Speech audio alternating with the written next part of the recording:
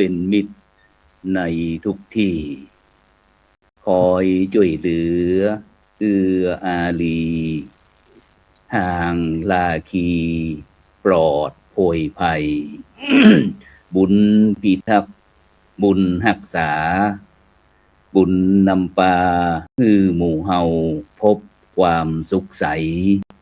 แม้นชีพรับดับล่วงไปบุญส่งฮือสุขสวัสดี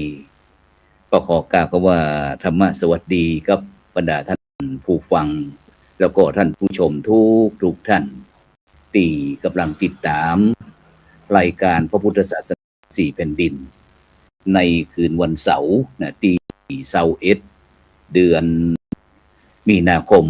พุทธศักราช2569ซึ่งในค่ำคืนนี้เก่ากับผมอัตมภาพพระครูโสพลปริยัติเลขาคณะกรรมการโครงการหมู่บ้านรักษา5ผู้ช่วยเจ้าอาวาสวัดพระสิงห์วรมหาวิหารอำเภอเมืองเชียงใหม่จังหวัดเชียงใหม่ก็ได้นำรายการเห็นพระพุทธศาสนาสี่แผ่นดินมาพบกับบรรดาท่านผู้ฟังท่านผู้ชมเป็นประจำทุกคืนวันเสาร์เวลาก็ตั้งแต่20:00 นเป็นต้นไปจนเวลาประมาณ3 ทุ่ม1 ชั่วโมงเต็มๆเฮาก็จะพบจ่าจ่าภาษาเมืองของเฮาซึ่งโดยเฉพาะชื่อในการว่าพระพุทธศาสนาสี่แผ่นดินก็คือตั้งแต่พี่น้องตั้งประเทศจีนประเทศพม่าประเทศลาวแล้วก็ประเทศไทยเลาะตามน้ำโขงนี่นะดีรวดไปถึงประเทศเวียดนามตัวซึ่งจะได้ก็ตามบรรดาท่านผู้ฟังทั้งหลายก็ได้รับความเมตตาจากคณะครูบาอาจารย์พระสงฆ์นักพัฒนาพ่องปราชญ์ปัญญาภูมิปัญญาท้องถิ่นพ่องที่หลากหลายทั่วประเทศได้มาร่วมกันเผยแพร่ได้รักธรรมคำสอนพ่องในประสบการณ์ในการทำงานต่างๆซึ่งโดยเฉพาะในช่วงนี้บรรยากาศก็ค่อนข้างที่จะแปรเปลี่ยนง่ายฉะนั้นก็ในค่ำคืนนี้ก็ออกอากาศที่อาคารพระธรรมสิทธาจารย์อาคาร5ชั้นหลวงปู่หนูถาวโรวัดพระสิงห์วรมหาวิหารของเฮาซึ่งในค่ำคืนวันนี้ก็เช่นเดียวกันได้รับความเมตตาจากพระมหาเถระพร้อมทั้งคณาจารย์จากชมรมน้อยนาทหารเก่าได้มาร่วมกันในวันนี้เราก็จะไปพบกับผู้ร่วมการรายการท่านแรกไปพบที่กับหลวงพ่อพระครูวิมลหลวงพ่อพระครูวิมลศิลปกิจรองศาสตราจารย์ดร.จากจังหวัดเชียงรายนมัสการครับหลวงพ่อพระครูวิมลครับผมผมฝากความเคารพหลวงพ่อครูโสพลปริยัติครับผมครับสาธุสาธุครับเจริญพรกับคณะศรัทธาญาติโยมท่านผู้ฟังทุกท่านซึ่งในวันนี้ผมนางวภาพได้รับเกียรติอย่างสูงส่งจากหลวงพ่อพระครูโสพลผู้จัดรายการธรรมะสี่แผ่นดินพระพุทธศาสนาสี่แผ่นดินในวันนี้ก็ยินดีครับที่จะได้มาร่วมครับครับผมครับอันช่วยบอกอันชื่อวัดชื่อวากำหนึ่งแน่ลืมไปอยู่ที่ไหนตำบลจังหวัดไหนลองนี้น้อยดูครับก็ขอสุภาพแนะนำตัวมาครบทวนจ้ะครับกับผมบรมภาพพระครูวิมลศิลปกิจนะครับอยู่วัดพนาลัยเกษมตำบลเวียงเหนืออำเภอเวียงใจจังหวัดเชียงรายตำแหน่งทางคณะสงฆ์ก็เป็นผู้ช่วยเจ้าอาวาสวัดพนาลัยเกษมแล้วก็เป็นรองเจ้าคณะอำเภอเวียงใจครับผมอยู่ที่เชียงรายวันนี้ก็มีโอกาสดีที่หลวงพ่อได้ให้โอกาสได้มาพบปะกันตั้งเป็นห้องว่าตั้งออนไลน์นี่ได้เสนอกันเป็นทีวีออนไลน์ศาสนาสี่แผ่นดินนะครับผมครับจะนั่นสอบที่สถานที่อยู่ก็บ่ใกล้จากในเมืองครับจาก5 แยกปอขุนมาทางทิศตะวันออกมาถึงวัดนี่9 กิโล6 ไร่เมตรบ่ถึง10 กิโลนะครับธรรมะก็ง่ายมาละเอียดดีมาถึง5 แยกปอขุนดินหน้าเป็นไปมาดังนั้นถึงแน่นอนครับ9 กิโลไปอำเภออย่างก็อำเภอเวียงชัยครับ เวียงชัยห่างจากตัวเมืองเชียงไฮ้ทั้งพ่อขุนหันหน้าไปได้ไปดังนั้นประมาณ9 กิโลกึ่งนี่เนาะ ครับมาทางทิศตะวันออกมาทางทิศตะวันออก9 กิโลถึงมาถึงเลยครับผม ขอบคุณครับขอบคุณครับไปพบกับผู้ร่วมการรูปที่ท่านที่สองเลยไปที่ป้อหนานมานพปิยวงศ์เนาะป้อเนาะ ครับผม ได้แนะนำตัวด้วยก็ได้ป้อเนาะเพราะว่าวันนี้เป็นรายการแรกครับก็ขอกราบนมัสการท่านพระคุณเจ้ากุลุกกุองค์แล้วก็สวัสดีกับบรรดาท่านผู้มีเกียรติที่เคารพที่รับฟังในสถานีนี้ผมชื่อแต่ว่าชื่อมานพปิยวงศ์แต่ว่าชื่อในเฟซในไลน์นะชื่อนานสิขอนครับคือมเหสักสิงขอนนี่เนาะแม่นนานเขาห้องชื่อย่อเนาะแต่ว่าชื่อที่ไหนท่านชื่อว่ามเหสักสิงขอนก็นานเป็นปี59นะฮะได้ครับการยกย่องว่าเป็นปราชญ์ไอ้ทั้งด้านนั้นฝ่ายของวัฒนธรรมท้องถิ่นจากผู้ว่าราชการจังหวัดเจ้าคณะจังหวัดแล้วก็อบจครับปกตินี่ก็ถึงวันนี้ก็เป็นผู้จารเนาะเป็นผู้จารวัดเป็นผู้จารวัดดับไผ่ครับเป็นผู้จารที่วัดดับไผ่อำเภอเมืองเชียงใหม่ครับแล้วประกอบอาชีพเป็นทนายความเนาะ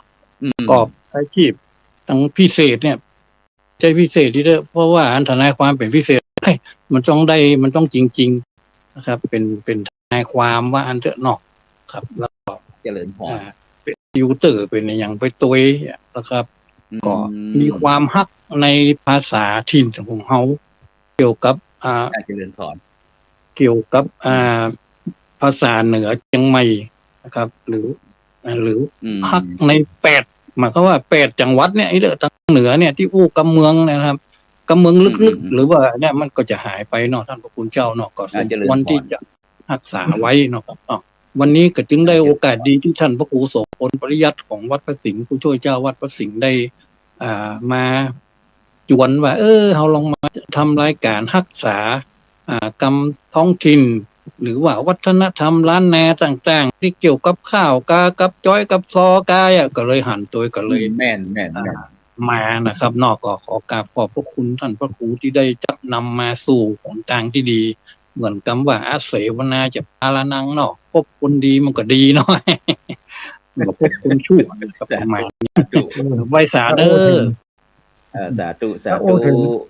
ไปที่ท่านที่3เลยไปที่ท่านอาจารย์ดร.ดิเลกอินจันทร์จากมหาวิทยาลัยราชภัฏเชียงใหม่เจริญพรอาจารย์ดร.ดิเลกครับผมเมื่อการพระครูโสพลอาคุยมนแล้วกับพ่อนานครับผมสวัสดีครับเจริญพรป้ากันเมินนะเด้อป้ากันเมินละอาจารย์ดิเลกเดี๋ยวจะไปเจอมาหอทำอยู่วันนี้พระครูโสพลจัดฮือเต็มวันนี้นะ วันนี้เอาสุดยอดของป้อน้อยป้อหนาทหารเก่ามาหมดเลยนะเพื่อบรรดาท่านผู้ฟังท่านผู้ชมนะซึ่งบรรดาท่านผู้ฟังท่านผู้ชมก็อย่าลืมเนอะนะที่ติดตามทาง Facebook นะทางพระครูโสพลปริยัติกับ Facebook IDTO ทำเป็นทีมสากลนะ YouTube วัดหลวงจอมคำเขมราชนครเชียงตุงนะYouTube IDTO ทำเป็นทีมสากลตัวนะเพราะว่าวันนี้เราได้ปาอันป้อมาแต่ก่อนนั้นเพิ่นจะอู้กันก็เฉพาะได้ยินแต่เสียงแต่ในค่ำคืนนี้ถือว่าหลังจากที่พระครูโสพลได้ขึ้นดอยลอยห้วยเข้าไปที่อันปางกิววาวีแม่สวยเชียงไฮ้ไปได้หันนั้นไปขึ้นติดตามพระบัณฑิตพัฒนาราษฎรที่ราบสูงกันเลยมานึกถึงว่าเฮาได้หันอันหมู่พี่น้องเย้าแสดงตนเป็นพุทธมากะนะแล้วก็ทีนี้เปิ้นแสดงความจริงเฮาจะหันพี่น้องกลุ่มชาติพันธุ์ต่างๆที่ขึ้นบนดอยนั่นนะเปิ้นก็จะแสดงศิลปะวัฒนธรรมอย่างของเปิ้นต่างๆเนาะแต่วันนั้นเซอร์ไพรส์หมู่พี่น้องเย้าแสดงตั้งอีสานพ่อพระครูหลวงพ่อพระครูก็ว่าพ่อหนานนพอาจารย์ดิเลกแสดงเพลงที่จินตลาร้องเฮาก็มานึกว่าว่าศิลปะวัฒนธรรมเนี่ยมันสามารถที่มันจะ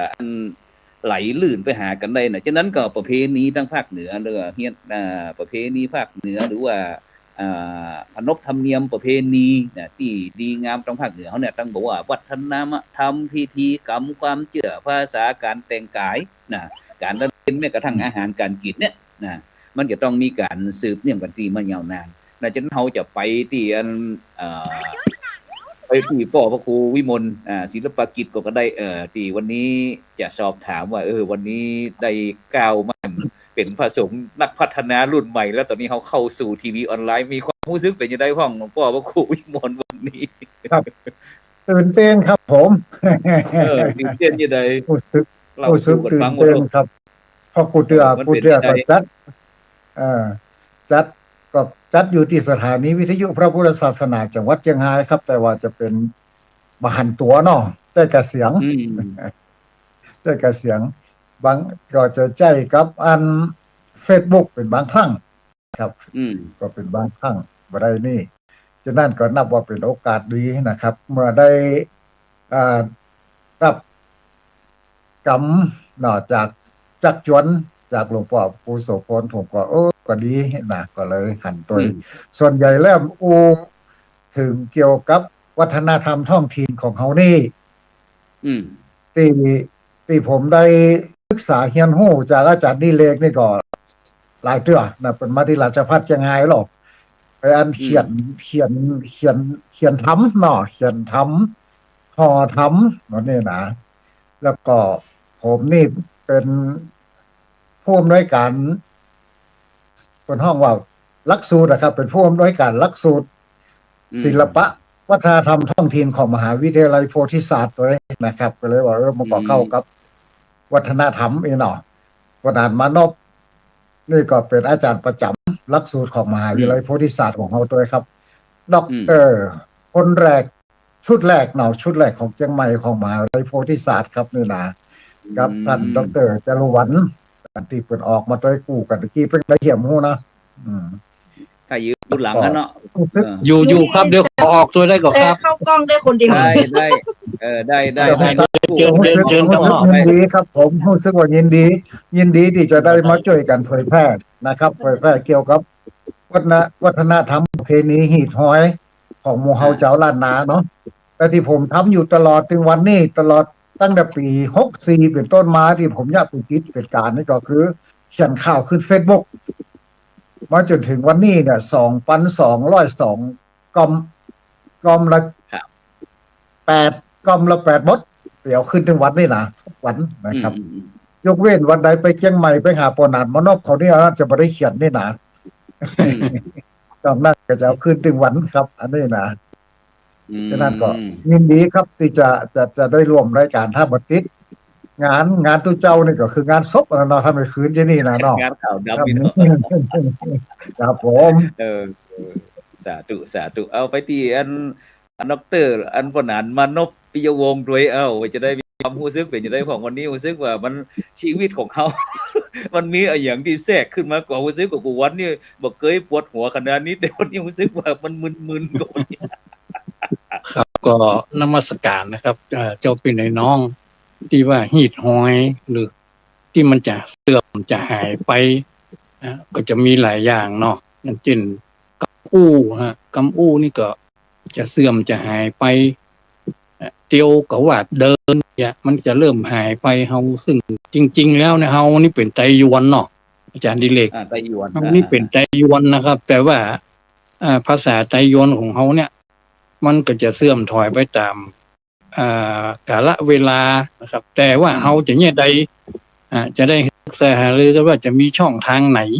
คือรักษาให้ได้เหมือนที่สุดอย่างคำก้นตูเนี่ยโอ้ละอ่อนไปเลยมันยังได้ครับเพราะก้นตูนี่หมูจากตูมันจะได้ก้นตูหรือว่าก้นตูนนี่เนาะน่ะครับแกงผักกาดฮะแกงโบราณบ่กินกันเนี่ยโอ้แล้วมาเอาอันอย่างก็ที่เหนียวๆนะมาให้เฮากินพิซซ่าพิเศษเฮาไปไหวครับอันนี้ก็คือว่าความล้าของวัฒนธรรมเฮาเนี่ยมันก็จะหายไปเนาะแล้วส่วนการแต่งกายเฮาก็สัมหันกันเนาะนะครับหันกันการเคารพพระสงฆ์องค์เจ้าเนี่ยก็เหมือนกันนะครับอย่างนั้นแต่ก่อนนี่เฮาก็ฮ้องว่าพระพุทธ พระพุทธรูปที่ละอ่อนห้องเดียวเฮาห้องว่าพระเจ้าเนาะครับกรรมพวกเนี้ยมันก็จะหายไปเฮาจะใหญ่ได้รักษาก็จึงได้มีการเขียนข่าวขึ้นมาเพราะข่าวเนี่ยมันจะเน้นไปทางกำเมืองครับเน้นไปทางกำเมือง เพราะดังนั้นเนี่ยการเขียนข่าวเนี่ยหรือมันจึงดีหลายอย่างนะครับมันจึงดีหลายอย่างแต่คนที่เขียนข่าวได้ดีๆก็มีหลายคนนะครับอย่างของท่านพระครูก้างผมคิดว่าของอาจารย์ดิเลกก็คงมีนะแต่ผมยังไม่หันข้าวของเพิ่นนะแต่คิดว่ามีนี่ราชวัฒน์เชียงใหม่นะครับก็ขอฝากเนาะเป็นข้อคิดว่าเฮาสมควรที่จะหาช่องทางอย่างใดดึงนะครับละอ่อนหรือว่าลงไปอย่างเกี่ยวกับละอ่อนที่ว่ารักษาเพราะละอ่อนถ้าเอาไปสอนคนเฒ่านี่มันสัก 7-8 ปีนี่มันก็เรียบร้อยแล้วถ้าเขาต้องลงไปสอนละอ่อน ถ้าเขาจะหาวิธีได้สอนละอ่อนเนี่ยมาสอนละอ่อนให้ได้กำเมืองเนี่ยเขาจะหาวิธีได้เด้อป้อนานขยับอันน้อยออกน้อยก็ได้บ่ต้องเอาหน้าไปใกล้นะเดี๋ยวนี้นี่จะดีเนาะในขณะนี้ได้เลยครับอันนี้ได้ยินเสียงอยู่เนาะชัดเจนป่ะครับก็เนี่ยที่ว่าเอาเลยมีความเป็นห่วงเนาะเจริญพรเมื่อมีความเป็นห่วงก็เลยคิดที่จะหาช่องทางมันว่าเขาจะแยกได้ดีเราจะรักษากรรมถิ่นของเขาเนี่ยไว้อย่างนี้ประเดี๋ยวนี้ก็เดือนจีปีใหม่ละเดือนจีปีใหม่ก็ซ้ำจะแม่เนี่ยเขาซ้ำจะต้องเล่งเผยแพร่ให้หมู่เจ้าต่างชาติต่างอย่างที่ได้ยินได้ฟังของการณรงค์ในเรื่องการพิจารณากายอย่างกายเป็นจ้อยเป็นก็ได้ประมาณนี้เนาะประมาณอัดเทปออกมาสั้นๆกันอย่างครับก็ก้อยมาหารือกันในอย่างนี้นะครับเอาเปิดตอนที่อันท่านพวกรู้ได้อันเปิดในยุหรือในเนี่ยทีวีเนี่ยครับเป็นข่าวก้อมอัดข่าวก้อมขึ้นมาประมาณเนี่ยนะครับเสริมทางด้านเสียงเนาะด้านเสียงที่มีทำนองแล้วก็ส่งเสริมทางด้านการเขียนเนี่ยครับได้อู้นี่ก็คือเรื่องแบบเพลงอันนี้คือวัตถุประสงค์ของท่านพวกคุณคือว่าต้องการเมืองเนาะแม่เนาะต้องการแบบเมืองมาครับเนี่ยแม่นวันนี้เป็นแต่อาจจะมีไทยผสมน้อยๆเนาะครับได้อยู่ได้น้อยหนึ่งครับก็เข้าใจวัตถุประสงค์ครับดังนั้นก็ขอฝากนะครับเราว่าเราจะควรที่จะมาหารือกันไทยเนาะมาปรึกษาอย่างไรว่าแต่เบื้องต้นขอแสดงความยินดีกับอันนางฟ้าชาลีเหี่ยก่อนขออนุญาตเดี๋ยวเชิญเพิ่นมาอู้ดีกว่าเนาะได้เชิญเพิ่นมาอู้บ่ครับเดี๋ยวเชิญนางฟ้าชาลีมาอู้กันเด้อเปิดใจมือได้รับก็ได้พ่อด้วยก็ได้เพิ่นได้รับคัดเลือกเพื่อเป็นผู้ใช้ภาษาไทยถิ่นดีเด่นโลกขอแสดงความดียินดีด้วยนะวัฒนธรรมเชียงใหม่ประกาศในวันที่13มีนาคมผ่านมานี่แนะนำตัวเลยแนะนำตัวเลยโดยนางกรวรรณสุมมาตรวัฒนธรรมเชียงใหม่ประกาศประเภทผู้ใช้ภาษาไทยถิ่นดีเด่นได้แก่ดร.จารุวรรณเมืองจ้าขอสอมใส่นี่เนาะตำแหน่งประธานสมาพันธ์กวีวรรณกรรมล้านนาภาคเหนือแสดงความยินดีด้วยเนอะสาธุขอบพระคุณเจ้าขอย่อมือสาวันตากับน้อมต่างดวงดอกซ่อมมาลัยบุภาปะกันวันนี้ดีใจนักหนาจารุวันเมืองจาดีใจบ่น้อยได้มาปะกันสัมพันธ์เกี่ยวก้อยที่สารหวยข่าวไว้อันคนสืบคนไหมก็สืบไหมจักกลุ่งเรืองได้ปลายลูนรักษาเอาไว้อย่าได้หายสูญจักเจิดจำรูนต่อไปแน่จักเจิดจำรูนต่อไปแน่การนมัสการพระคุณเจ้าข้าเจ้า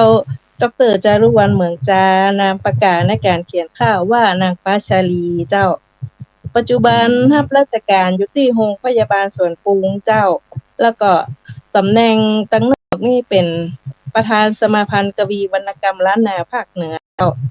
เป็นลูกศิษย์ของพระครูวิมลเจ้า เป็นลูกศิษย์ในการเรียน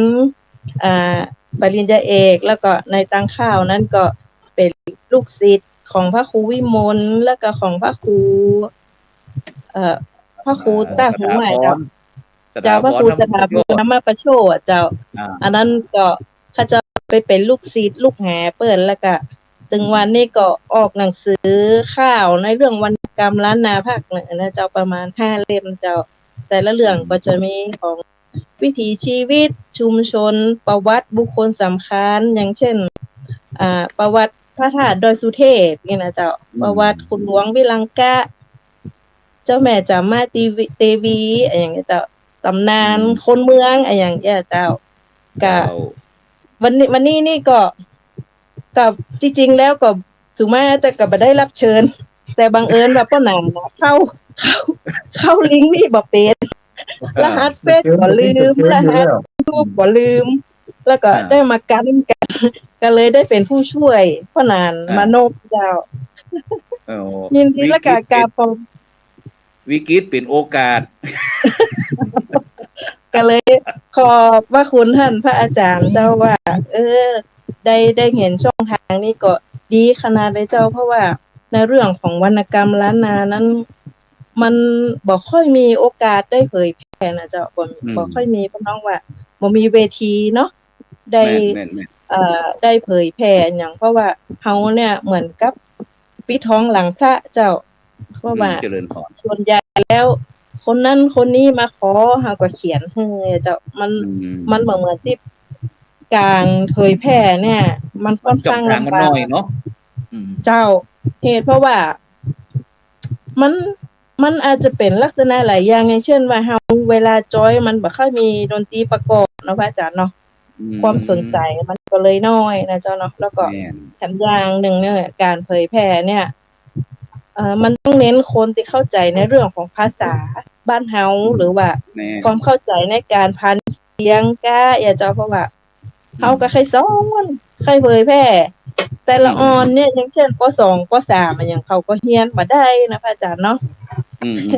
เพราะว่าในเรื่องของการพันคำการลักษณะฉันทลักษณ์เนี่ยเจ้าค่อนข้างจะยากเจ้า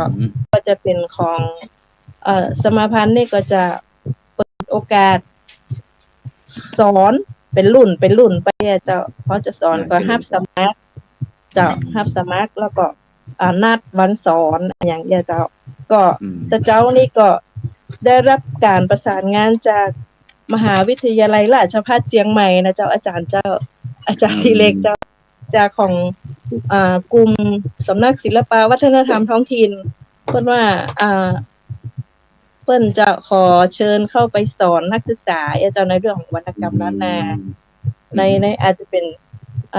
พี่สอนน้องอะไรอย่างเงี้ยเจ้าก็ยินดีขนาดที่เขาจะได้เผยแพร่เข้าไปในมหาวิทยาลัยใช่ไหมเจ้ามีความสุขในสิ่งที่เราทำเนาะที่เราทำเราเรียนเราฮู้เพื่อที่จะเป็นการเผยแพร่ฉะนั้นเราจะไปถามอาจารย์ดร.ดิเรกดูวันนี้อันเป็นจังได๋พ้องวันนี้Facebook ออนไลน์สมัยใหม่ทำให้หมู่เฮาได้ปะกันความจริงว่าครูโสพลปริยัตินี่ก็อยู่ในเมืองเชียงใหม่เฮากับ30 ปีแล้วแต่บ่มีโอกาสนะพอดีก็หันในยุคสมัยมันเปลี่ยนที่ท่านอาจารย์ดร.จรวนได้อู้นี่แหละนะฉะนั้นก็อยากจะสืบสานฮีตฮอดังเดิมของพื้นบ้านล้านนาของเรานะฉะนั้นอาจารย์ดร.ดิเรกวันนี้เซอร์ไพรส์วันนี้เซอร์ไพรส์อาจารย์ดร.ดิเรกวันนี้บอกหรือว่ามีไผพ้องวันนี้นะเป็นจังได๋พ้องความรู้สึกครับดีใจครับได้มาปะหมู่คนที่ฮักหุมกำเมืองกำบักโตด้วยการเป็นข้าวจ้อยซอ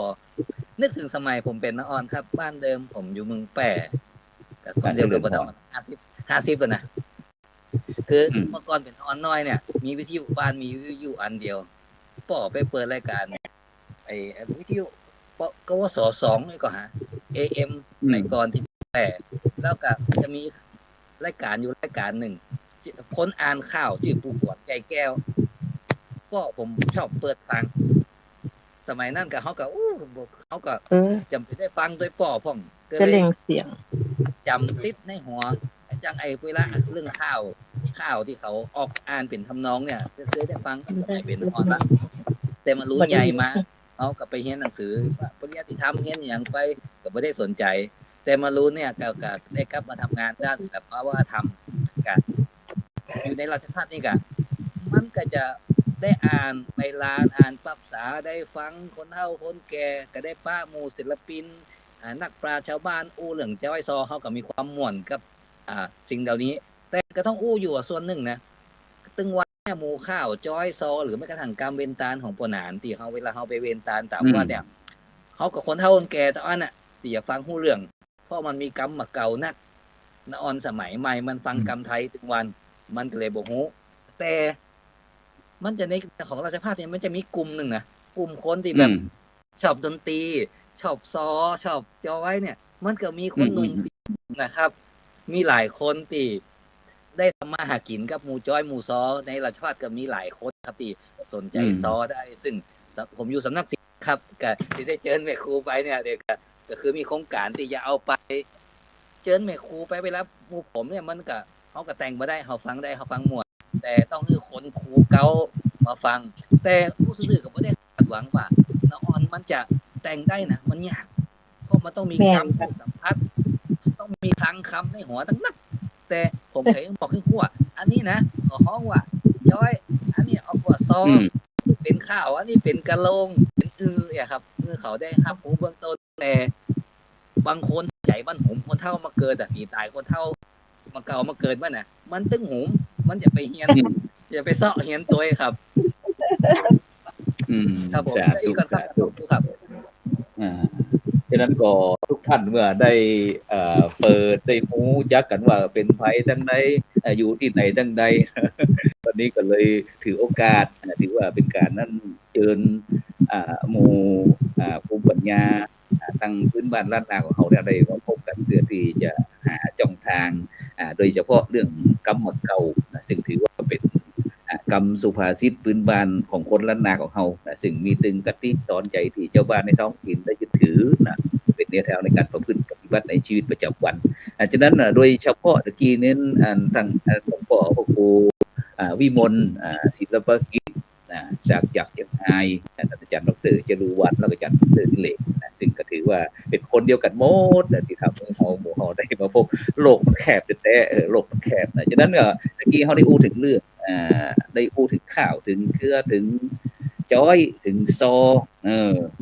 ต่างๆเหล่านี้ซึ่งก็ถือว่าเป็นเสน่ห์แรงจูงใจเหมือนกันที่แม้กระทั่งมหาลัยราชภัฏที่เป็นอย่างก็มหาลัยราชภัฏสร้างคนอีกเป็นมหาลัยเพื่อพัฒนาท้องถิ่นครับมหาลัยพัฒนาเพื่อท้องถิ่นได้ยินกรรมหนึ่งขนาดได้ยินมหาลัยราชภัฏสร้างคนประมาณนี้เพราะว่าอาจารย์มงคลโสพลนี่ก็จะไป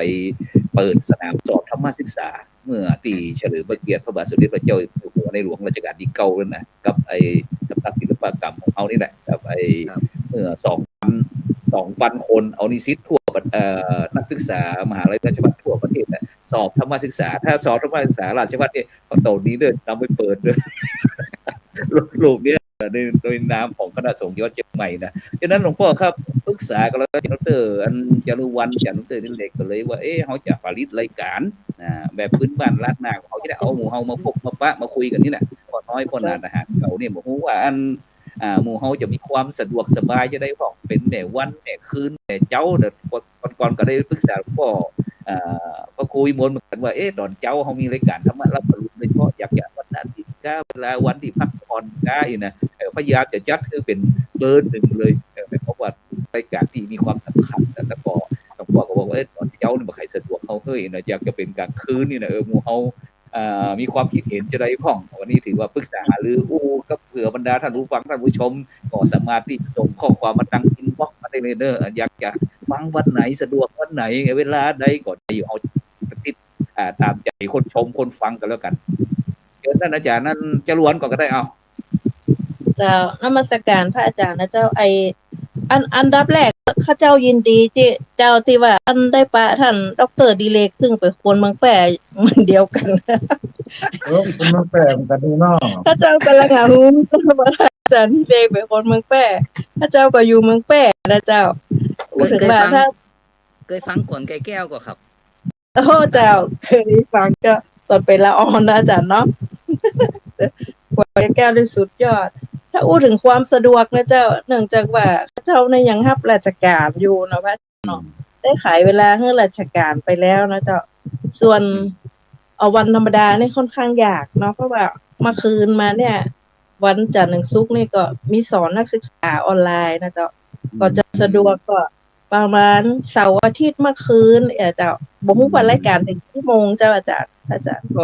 เวลาก็2 ทุ่มถึง3 ทุ่ม อ๋อเจ้าเพราะว่าถามว่าป้าหนาสะดวกวันไหนก็ต้องบอกว่าสะดวกในวันภรรยาอยู่ เพราะว่าเปิดอีอยู่ ก็อย่างหนึ่งว่าวันดีวันอยู่สะดวก ต้องภรรยาอยู่เปิดประจำจะต้องมีผู้ช่วยต้องมีผู้ช่วย แล้วก็อาจจะเข้ามาสลับมาเดี๋ยวนี้เขาเจ้าให้หนังอยู่ในตำแหน่งของอันป้าหนาชิงขอนเพราะว่าช่องเดียวเข้าได้2 คน แม่นเดี๋ยวก็สามารถที่จะเอามือถือของอาจารย์อันแล้วก็เขาก็กดลิงก์เข้าเลยของใครของมันก็ได้จะได้อยู่ การต่อไปเนาะพระอาจารย์เนาะเจ้าถ้าจะสะดวกนี่ก็เป็นเสาร์อาทิตย์ตอนเมื่อคืนเจ้าจะสะดวก 2 ทุ่มถึง3 ทุ่มเนาะ ใช่เจ้า แล้วอันหลวงพ่อพระครูวิมลหลวงพ่อพระครูวิมลท่านอาจารย์จารุวรรณบอกว่าสะดวกวันเสาร์วันอาทิตย์ ครับถ้าสะดวกก็สะดวกวันเสาร์วันอาทิตย์นะครับน่าจะสะดวกครับผม อาจารย์ดร.ดิเลกนี่สะดวกวันเนาะ มันก็ได้ครับ แต่ว่าวันผมก็มีเรียนมีสอนวันแรงอยู่ครับแต่วันเสาร์วันอาทิตย์ก็ว่างอยู่ครับถ้าบ่ได้เตียวตากไปตั้งใดนะครับบ่ได้ไปผักสนามบ่ได้ไปงานปอยงานอะไรอย่างเพราะว่าราชภัฏเนี่ยเวลาจังหวัดมีงาน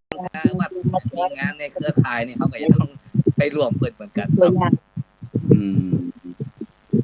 ฉะนั้นโอเคที่อันดร.จารุวรรณก็ได้ถือว่าเป็นคนเมืองแพร่นี่เพิ่นว่าอันส่วนมากอันซอแกจะชอบเนาะป่อคำหายปิงท่องอย่างนั้นด่างนั่นที่เพิ่นซอก็ได้อันฉะนั้นอันถ้าอย่าอัน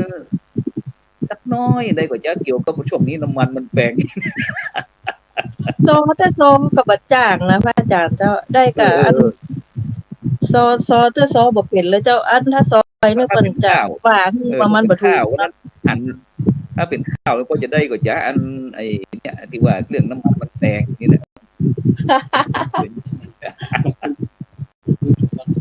น้ำมันแปลงล้ำอย่างมานักใจจะไปตั้งใด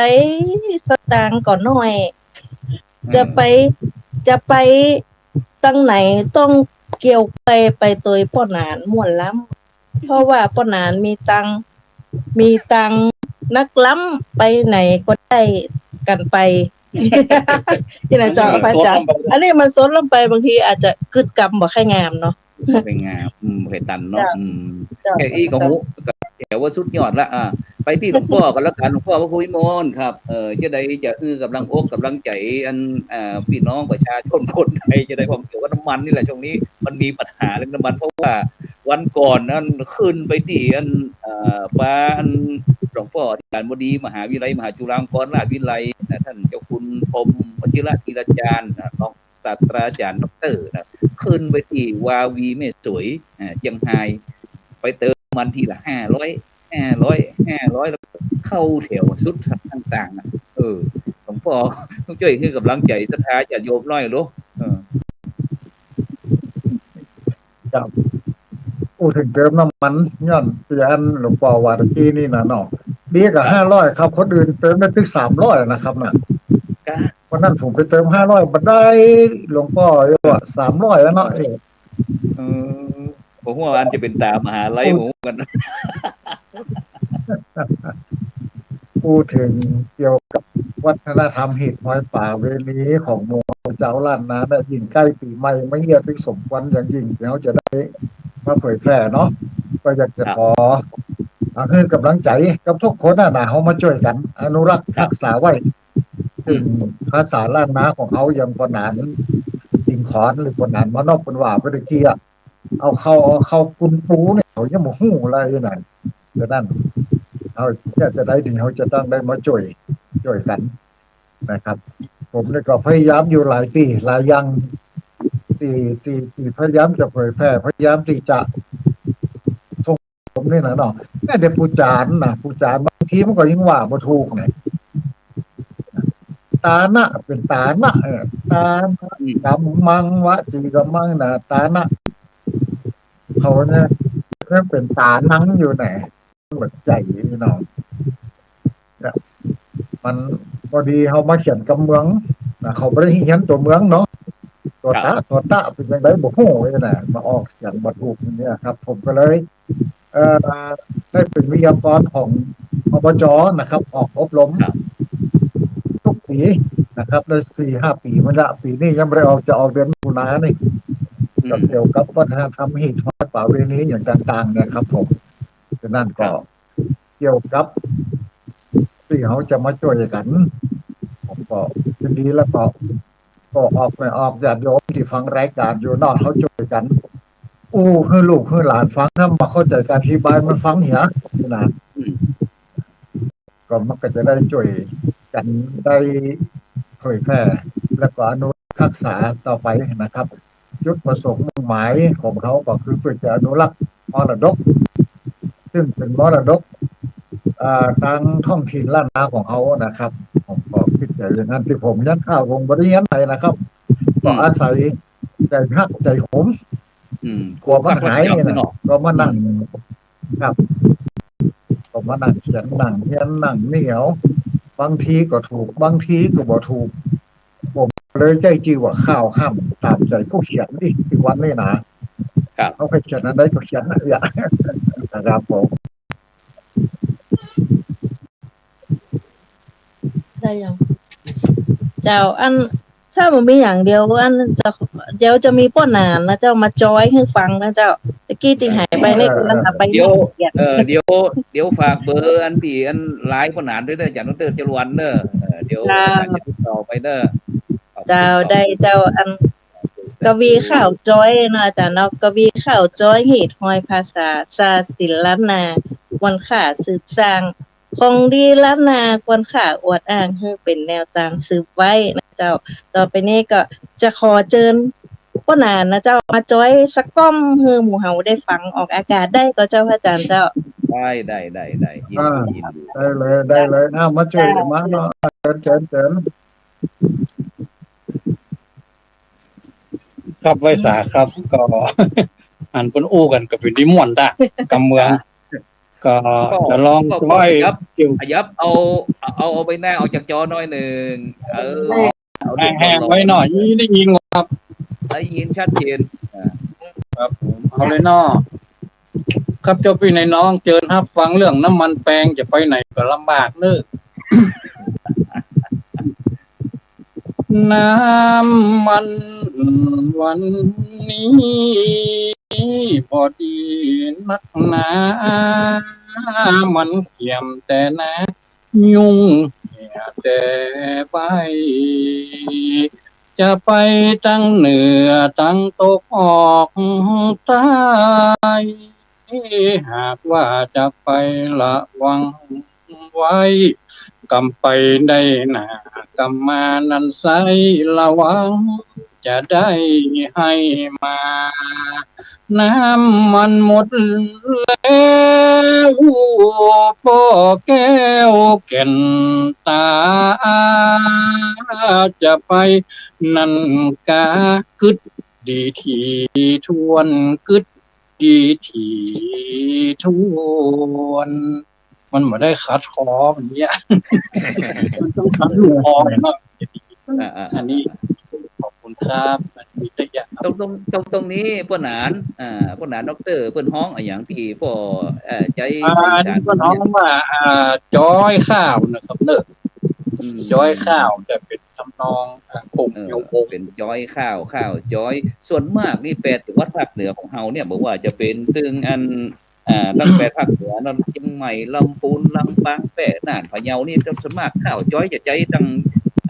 จังหวัดใดบ่หรือว่าในทั้งหมด8จังหวัดนี่เลยครับจริงๆแล้วมันก็มีทั่วไปแต่ที่นิยมมากๆนี่ก็คือแถวในเชียงใหม่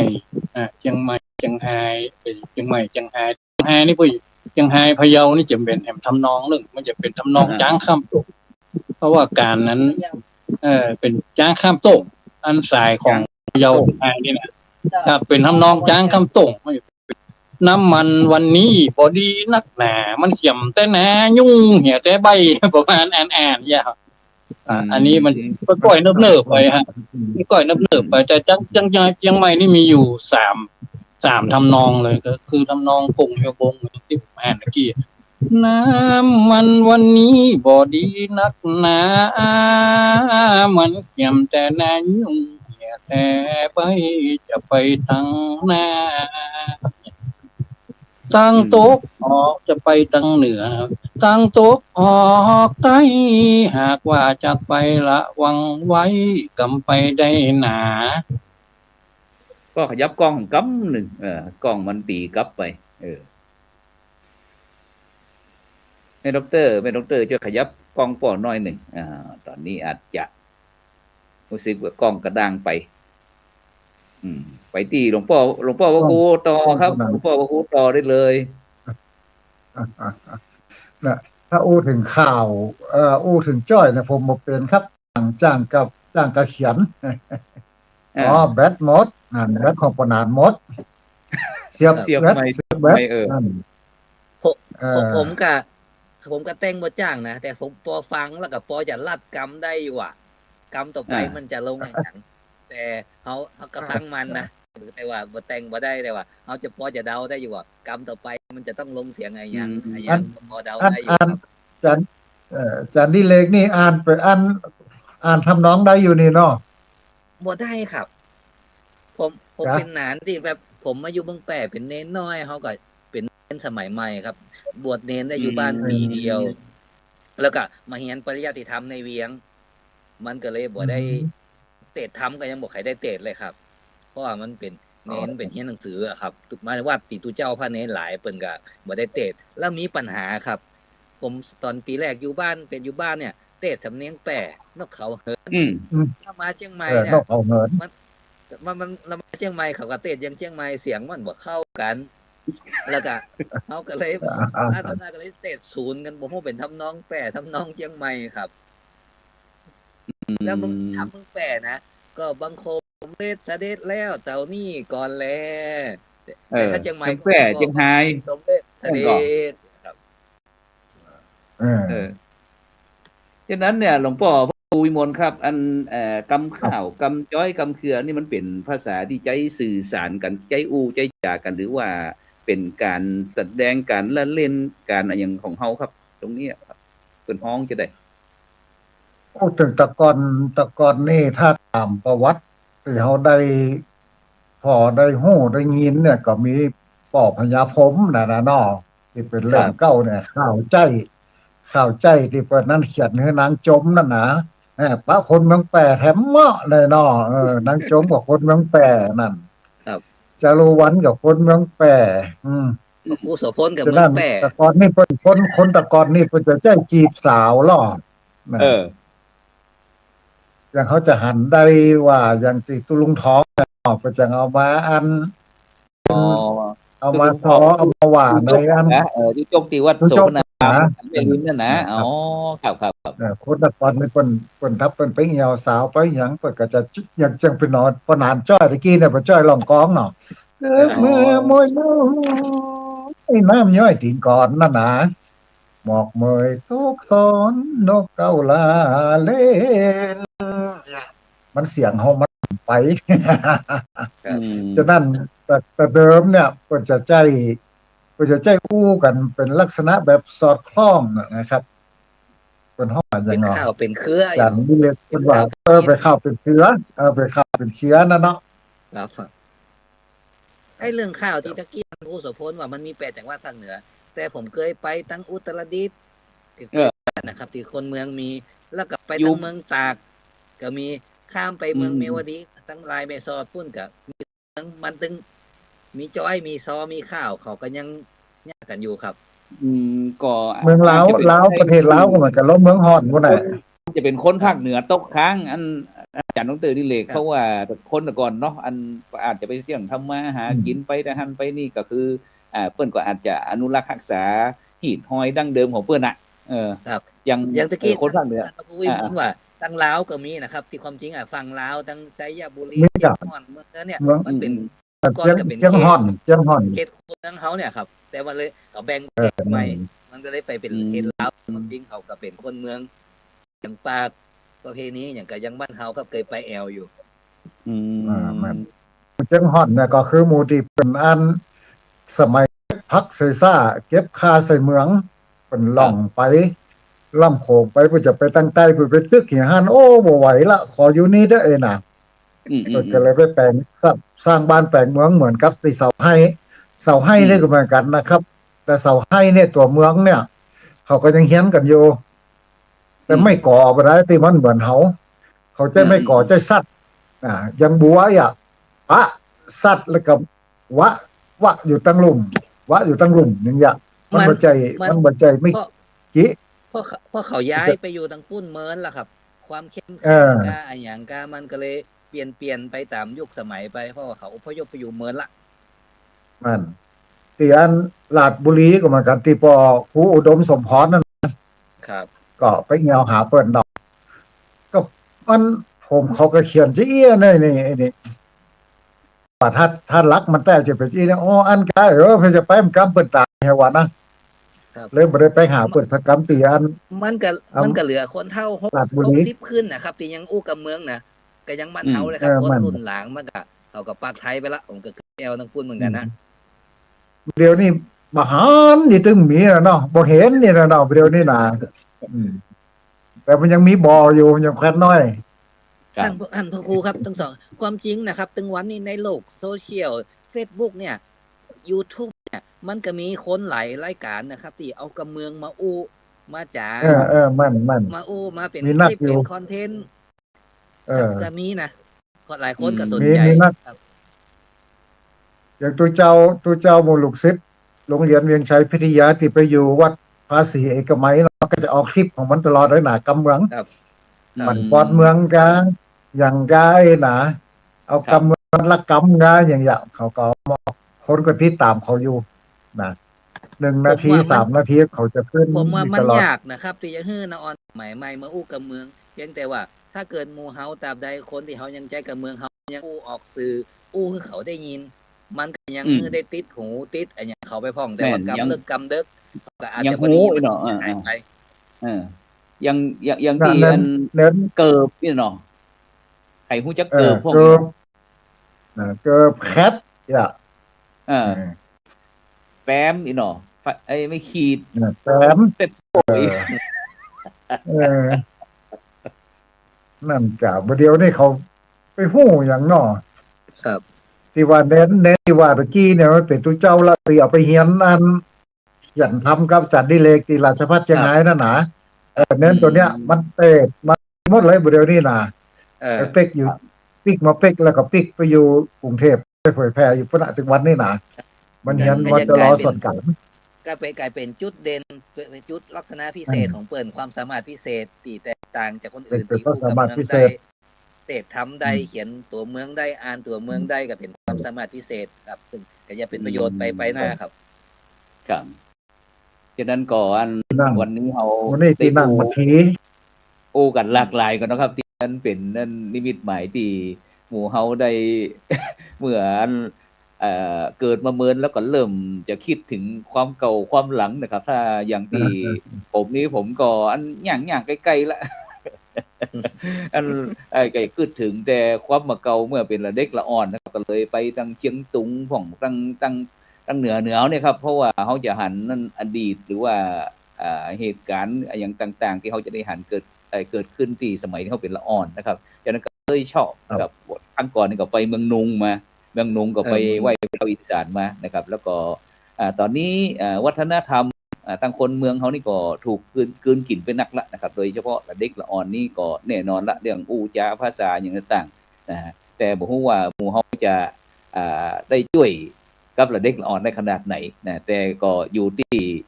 หมู่เฮาจะสามารถยืนยัดจะได้คือมันเหมือนที่สุดนะครับฉะนั้นก่อนคืนวันเสาร์เนาะหลวงพ่อเนาะอาจารย์ดิเลกเนาะเฮา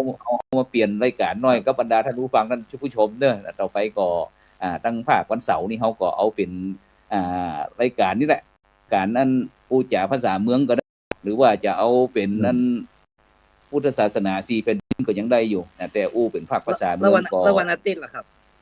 วันอาทิตย์นี้ก็ยังจะบ่ได้แต่กุเตี้ยนั่นก็จะเป็นรายการเห็นธรรมเห็นเราเห็นธรรมหรือว่าจะเอาไปอยู่พุ่นได้แล้วแต่หมู่เฮาว่า ครับ ต พ อ อน ดี นี้ พอดี เขามาเริ่ม ก็ผม มันเริ่ม ถ้า มาวัน เกิด เสาร์ เป็น เป็นหลัก ก็คือ เนาะ รายการเขาก็คงรายการไอ้เพื่อไว้วันเสาร์แล้วก็วันติดก็ไปอู้เรื่องกรรมมาเก่าเรื่องเล่าของโบราณกันวันติดก็ได้จะได้ก็ครับ อืมเพราะว่าเขาก็อยากจะแบ่งปันคือมันความหลากหลายเนาะที่อันบรรดาท่านผู้ฟังท่านผู้ชมที่ติดตามรายการเขานี่ก็จะได้ใช้สื่อออนไลน์แล้วก็เป็นการพัฒนาไปตัวตึงคนฟังตึงนักจัดรายการตัวอย่างวันนี้หลวงพ่ออันพ่อปนานมันบอกว่าวันนี้มึนเหมือนกันแล้วเด้ออีกนะ อ่า กลัว ครับพอดีราย ก็ส ราย ต การ รีม ของผู้ ส ส ตรี พ ม ล เนี่ย เพิ่น ไม่ใกล้ มีอันดีนะครับ เพราะว่าเวลาอู้ไปแล้วเพิ่นยังอัด Facebook ยังเก็บไว้อยู่นะ แต่ถ้าเขาเกิดอัดรายการอยู่นี่อู้แล้วก็หาย นี่ก็ แม่น เดี๋ยวผมสักคำหนึ่งคนที่นเรศจิตรลักษณ์ก็จะขอทดสอบระบบเพราะวันผูกไม่เจ้านี่ก็อาจารย์คนที่นเรศจิตรลักษณ์เปิดก็จะขอมามีงานสำคัญ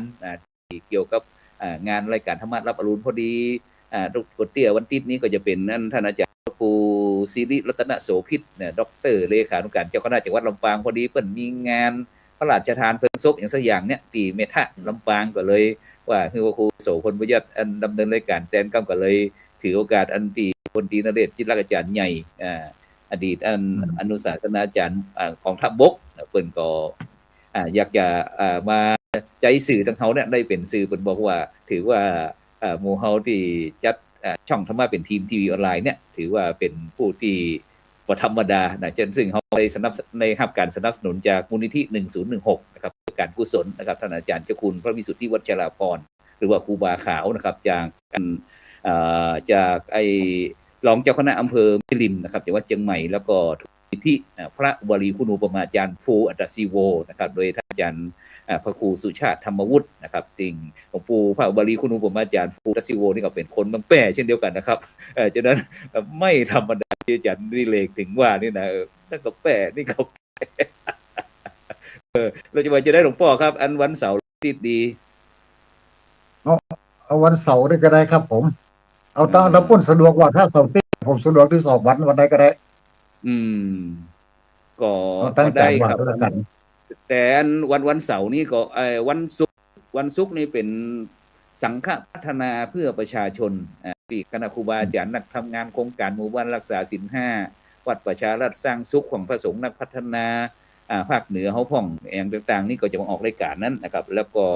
วันอาทิตย์นี่ก็จะเป็นรายการเห็นธรรมเห็นเราเห็นธรรมนะครับแล้วก็วันเสาร์นี่กุฏิอันก็พระพุทธศาสนา4แผ่นดินนะครับสนับสนุนโดยมูลนิธิรุ่มน้ำโขงต่างๆนะครับฉะนั้นก็เอาวันเสาร์นี่เป็นภาษาเมืองถ้าเป็นวันศุกร์กับวันอาทิตย์นี่ก็จะเป็นพระทั่วประเทศอีเนาะทั่วประเทศที่มาของเขาฉะนั้นเขาก็เอาจองอย่างวันนึงเนาะคนเหนือเขาอู้ภาษาเหนือสักวันนึงก็เป็นวันเสาร์นอกนั้นเขาก็แบ่งกับพี่น้องภาคอื่นเพิ่นพ้องนะที่อาจจะมีตึงภาคใต้ภาคเหนือภาคกลางอีสานครับหลวงพ่อครับที่มาบริการเฮานี่เนี่ยนะเฮาก็แผ่เพื่อที่เป็นบุญเป็นกุศลคืออันยังก็ได้นะครับทั่วโลกทั่วประเทศเฮาสามารถอยู่ที่ไหนก็สามารถที่จะได้อย่างวันนี้หลวงพ่อบ่ต้องเดินทางไปสถานีละนั่งอยู่ที่ห้องก็สบายละเนาะ ครับถึงวันนี้ก็นะครับจัดที่พุทธสถานีพุทธศาสนาเชียงรายนะครับดังอยู่วัดเนี่ยครับอ๋อเป็นมาติดตั้งระบบเนาะครับใจหลายครับใจหลายอ๋อใจหลายครับแต่นี่เฮาได้ถึงภาพถึงเสียงเนาะครับออนไลน์เข้าสถานีนั้นก็เหลือเวลาให้2นาทีก็เลยอยากจะให้หลวงพ่อปั่นปอนปีใหม่เนาะท่านอาจารย์ดร.ดิเรกเนาะอันวันเสาร์หน้าเฮาก็ว่ากันกับ1อันวันนี้ก็อยากต้องกราบขอบพระคุณครับหลวงพ่อพระครูวิมลศิลปกิจนะครับรองศาสตราจารย์ดร.กอนเนอร์นะครับแล้วก็ท่านอาจารย์ดร.ดิเรกอินจันทร์นะครับจากมหาวิทยาลัยราชภัฏเชียงใหม่แล้วก็หลวงพ่อพระครูวิมลก็จากเชียงรายอำเภออีกก็เวียงชัยครับเวียงชัยจังหวัดเชียงรายถ้าจะไปก็9 กิโลเกินหันหน้าไปเข้าไปแยก5แยกพ่อขุนนะพอตรงไปนั่นหรือว่าเฮาก็เลาะสนามบินก็ได้นะเลาะสนามบินก็เลี้ยวไปพญาเมงรายมันอำเภอพญาเมงรายเจ้าของต่างๆก็จะผ่าน ที่อันเวียงชัยของหลวงพ่อก่อนนะฉะนั้นก็อยากจะให้หลวงพ่ออันโมทนาขอบคุณกับบรรดาท่านผู้ฟังกันหนึ่งครับหลวงพ่อครับนิมนต์ครับผม ครับก็ขออนุโมทนากับคณะสัทธาญาติโยมท่านผู้ฟังรายการพระพุทธศาสนาสี่แผ่นดินในวันนี้ทุกท่าน ก็อาตมาภาพ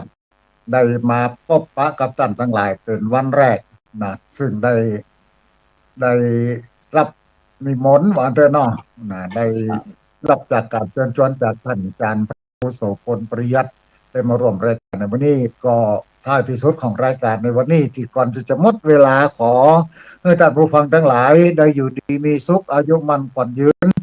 คิดสิ่งใดสมมโนไม้ไฟอ้างจุยังจุประกาศแม่นจะสิ้นบุญจากโลกนี้ไปลาก็ขอให้รับตาไปม้อยเหมือนรับสมบัติเมธานีนั่นเด้อจุผู้จุคนแด่เตอขอเจริญพร สาธุ